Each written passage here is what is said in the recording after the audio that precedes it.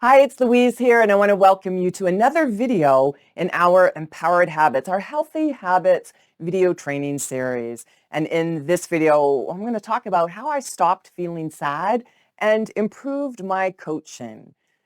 You might be thinking, well, feeling sad, that's it's a normal emotion. Why would you want to stop that? Well, it's the habit of feeling sad, my feeling sad habit. I'm going to talk about how that came about and how it continued for a lot longer than I wanted to. As you know, we've been talking about the other habits. Yeah, drinking coffee, smoking, alcohol, eating sugar, overeating. People can understand how those are bad habits, but feeling sad, I'll talk about that. And then how did feeling sad impact my coaching sessions? My how to stop feeling sad hacks that improved my coaching skills. And then the bonus, how to stop feeling sad, healthy habits download. All right, let us look at my feeling sad habit next. Brain chemistry. Imbalances in serotonin and dopamine can affect mood. Negative reinforcement. Receiving sympathy or attention when I was sad reinforced the behavior. Rumination. People with ADHD ruminate on negative thoughts, intensifying sadness. Sensitivity to rejection. I was sensitive to rejection and criticism, leading to feelings of sadness and low self-worth. Impulsivity. Impulsive behaviors can lead to regret and guilt, contributing to sadness. It is important to understand all of what's happening in the brain. And in the videos that I talked about overeating and eating sugar, much of that was to numb the feelings. But when you get rid of those habits, even alcohol, when you get rid of those habits, all of a sudden you got to feel your feelings. And it's that fear of rejection and all the ruminating and all of the experiences. Yeah, the only thing scarier than change is regret. So that's where I was thinking, well, yeah, it's scary to change, but hey, I want to feel my emotions. I want to allow myself to feel, but I want to move through the habit of always feeling sad. And this becomes important to allow yourself. And for me, it was, well, sugar made me happy. And all of these other external things made me happy.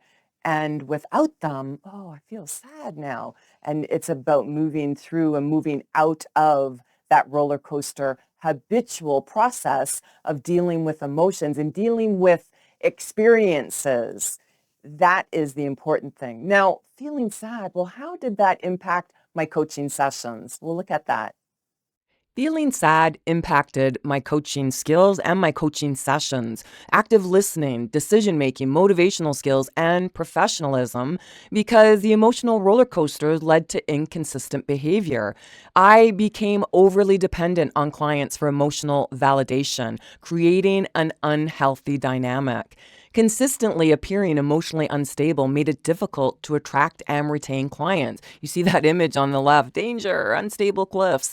That's what it felt like sometimes. And then burnout, the emotional toll of seeking happiness from clients and experiencing frequent disappointment can lead to burnout. And then financial loss, reduced client satisfaction and retention affected the short-term success of my coaching business until I addressed my emotional well-being through self-care and healthy coping strategies. And I'm going to share my how to stop feeling sad hacks that improved my coaching skills as we continue.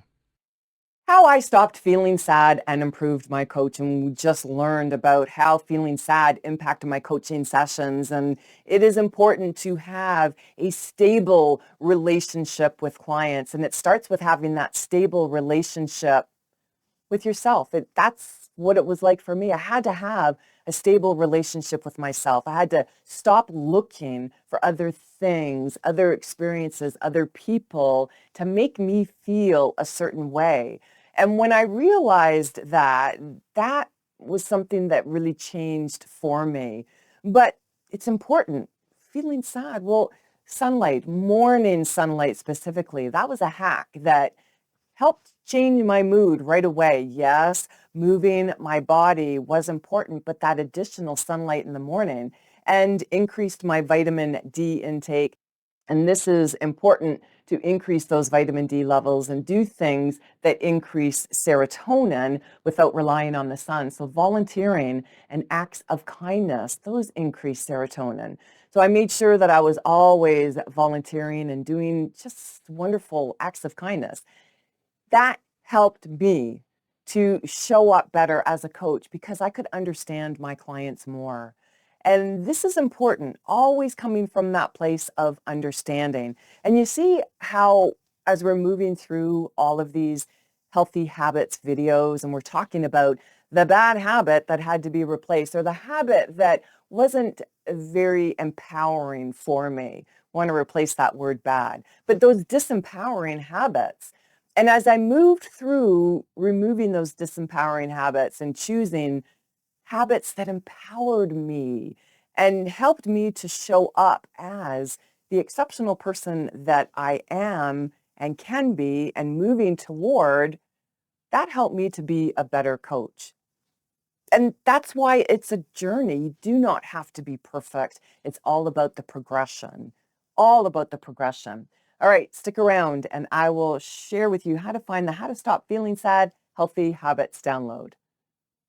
Visit louiseandmaurice.com, locate the free tab in the menu, click on the last title in the drop-down menu called Healthy Habits, locate the video titled How to Stop Feeling Sad, locate the PDF document directly below that video titled Healthy Habits to Stop Feeling Sad.pdf. Every challenge that I've had in my life and every time that I wanted to move past these challenges and the steps that I had to take helped me to be a better coach, helped me to broaden my perspective and helped me, as I said, to understand my clients better and stop coming from that place of judgment, because anytime I've had something that I have struggled with, then I have so much more empathy and compassion for people as a whole. And all of these hacks that I'm sharing with you will help you. But sometimes it's okay if it's taking more time than you thought.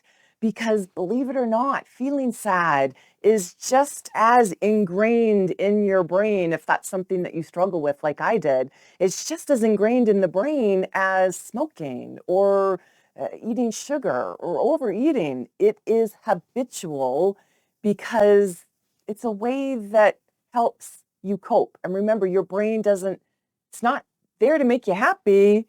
It's there to help you survive. And by going through these emotions and being connected with that, and it's just a way for you to survive. And that's when I understood that, I realized, okay, I'm going to work with the struggles and the challenges that I have and then move beyond slowly but surely. It happens. All right, here's another video that will help you. Remember to click on my image to subscribe so you do not miss any of the videos that I'm sharing with you. Give this video a thumbs up if it resonated with you, or share it if it can benefit anyone else. Again, I'm your instructor, Louise and Maurice, and I appreciate that you've shared your valuable time with me.